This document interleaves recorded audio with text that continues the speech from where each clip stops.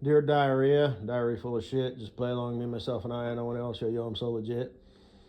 I wanted to shout out a video from my future bestie Cool Breeze that he just recently posted called "The Screw Thy Neighbor Economy is Unsustainable." I posted it in the Amen Drop the Mic 2 folder because Amen Drop the Mic 1 is full and I have a lot of pull on social media, so I'm just trying to make my dent in the universe. And make Mr. Longhead proud, because eventually someday I probably will meet him, and I want to be able to look him, eye to eye with a firm handshake, and say, yes, I have made and am still making my dent in the universe. So, even if it's that cheap bitch route, as a YouTuber. I've even considered becoming a male stripper. I had a dream about it. Must be fate. Well,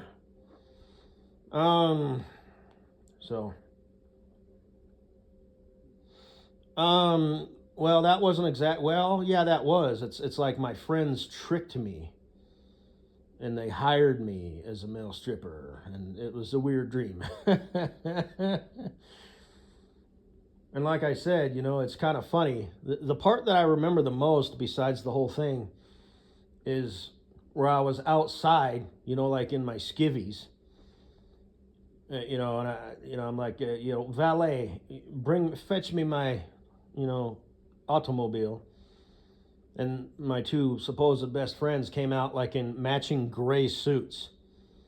And they were like, dude, you are not leaving, where's your balls? Like this is supposed to be the party night to remember, where you were an honorary stripper. Remember? They hired you as a stripper, dude. And blah, blah, blah. And I was like, the fuck I ain't. And I remember I like actually squared off with him. It's like, I will fight you. So, yeah, oh, man. Valet, go get my car. And I remember he was like, because I was starting to go get it. And he's like, you can't, I'll go get it, You can't just go get it. But anyway, I'm watching... So I posted it in that one, and as well as weak people make hard/stupid times. And I'm like, 16 to 18 minutes in, but especially like the first 10 minutes, he was just dropping bombs left and right. And I couldn't help but notice that these are bombs that I have also dropped, like years ago. The one where he had mentioned, I have mentioned, everything requires a subscription and password.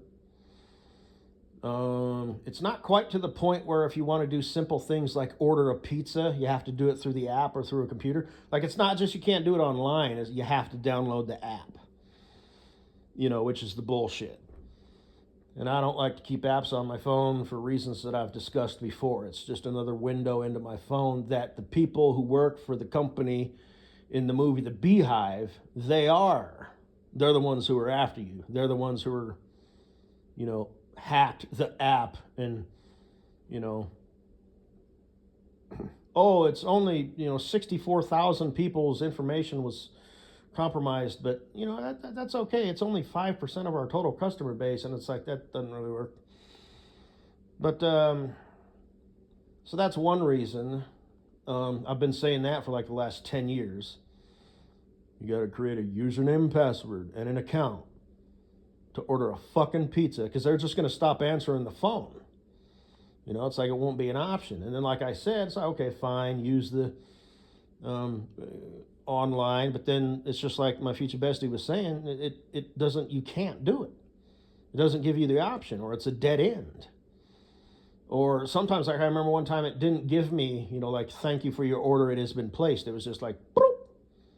And I was like, well, I don't know if this paid or not, so I'm going to go ahead and drive down there, and if it didn't go through, then I'll do some shopping at the grocery store next door, and I'll swing by. Not to use that as an example, not to sound like Fatty McFatfuck, but so that's one thing that's bullshit. And the, like the new cars that have all these systems, verbatim, I believe the word is, a quote. I have said, like, even in the style that he was ranting about it. And that's why we're going to get along great once I decide to contact him. Maybe I'll do it tomorrow.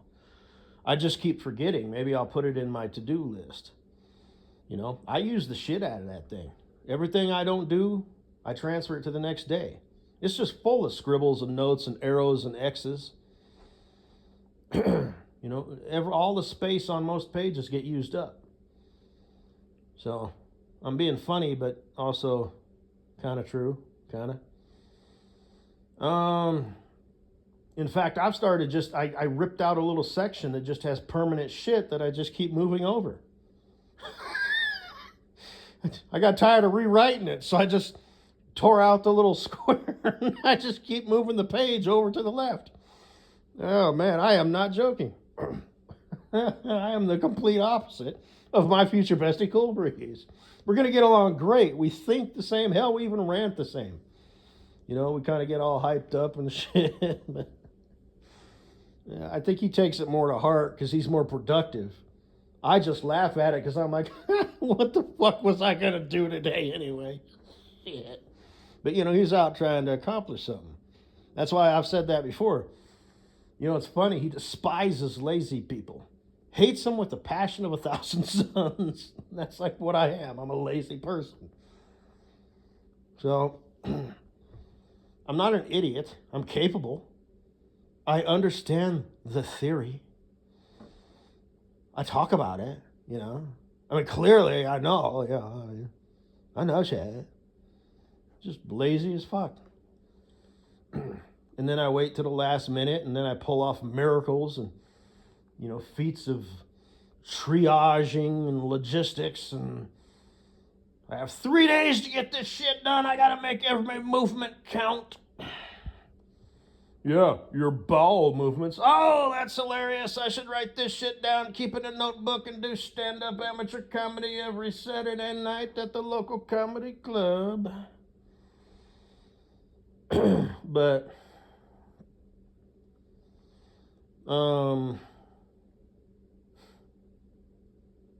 yeah, I make all my bowel movements count. I don't embrace that task. It's just a biological function. But,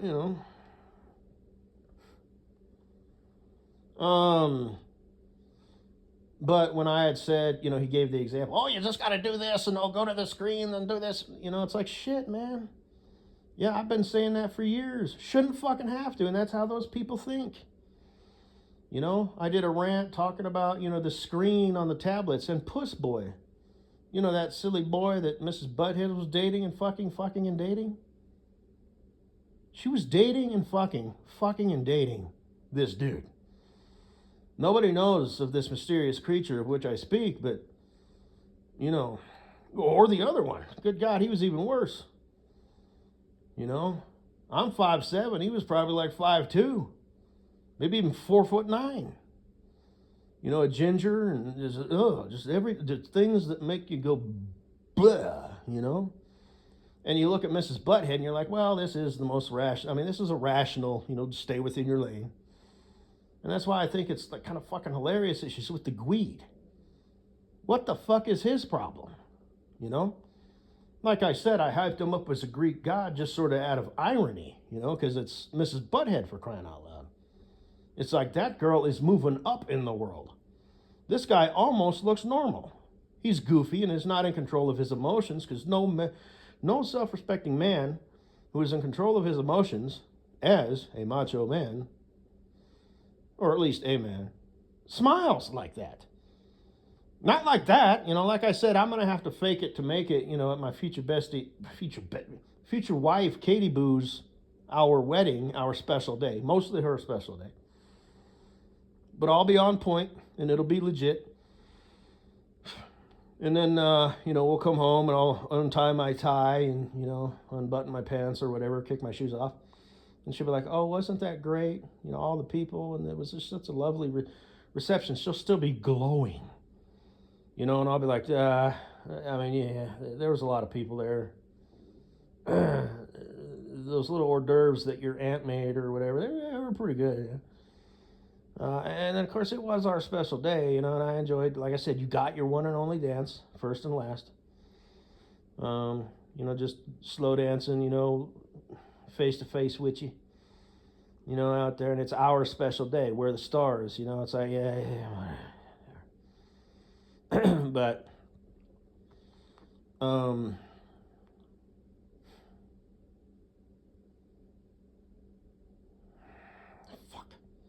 Forgot why I was talking about that. Mrs. Butthead. I was talking about her. Yeah, the Gweed.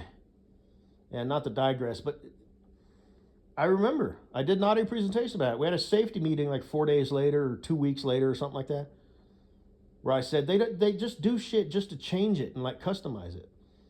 And that motherfucker did exactly that. And then, you know, I like raised my hand because something failed on the projector, and we started, it briefly came up, you know, technology, and my hand shot up, you know, like as a courtesy. I'm about to say something. Everybody pay attention to me. I have the floor. Tech people think different.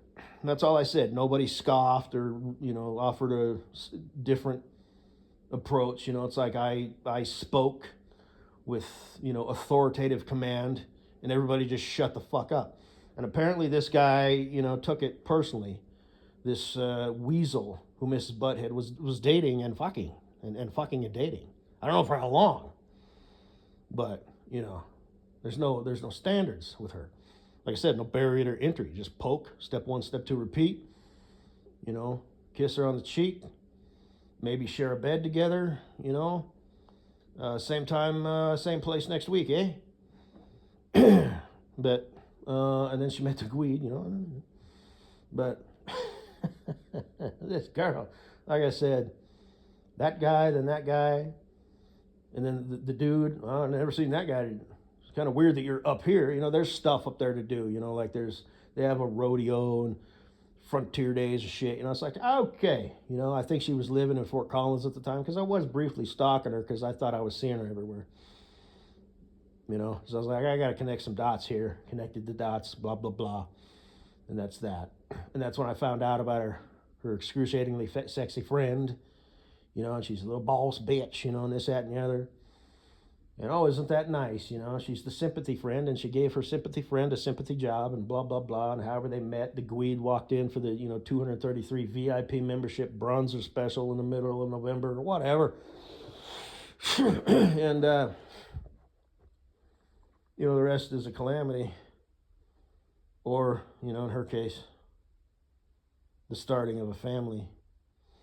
But, so then I said, okay, there's this car, blah, blah, blah. And then I see his car up there. So I've said all this shit before. I'm digressing. I'm trying to stay focused here. But, so that's that.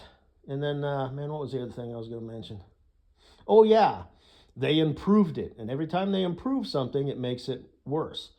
And I had said that, you know, it's like, I believe that these people are part of like an engineering department, and they have to come up with new shit, otherwise they lose their job.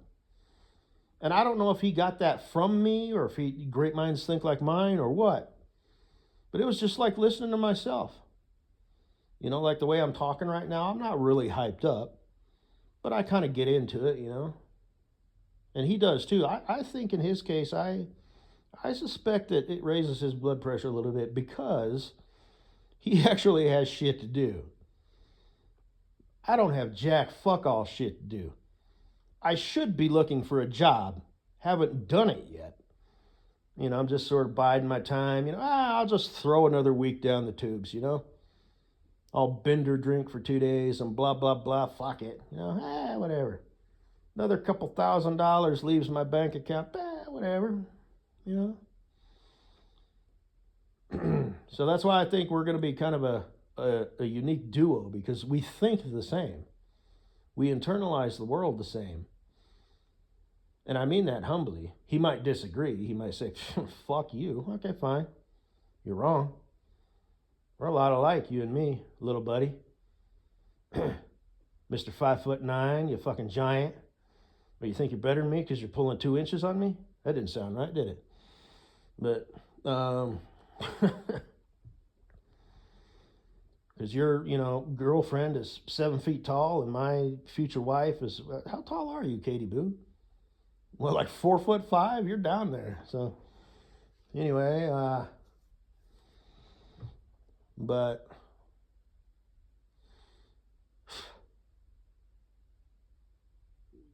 we think alike, but we're like complete opposites.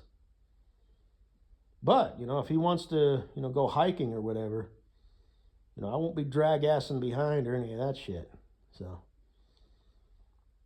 but oh shit. What else was I gonna say? It seems like I had one more thing to say. 15 and a half minutes.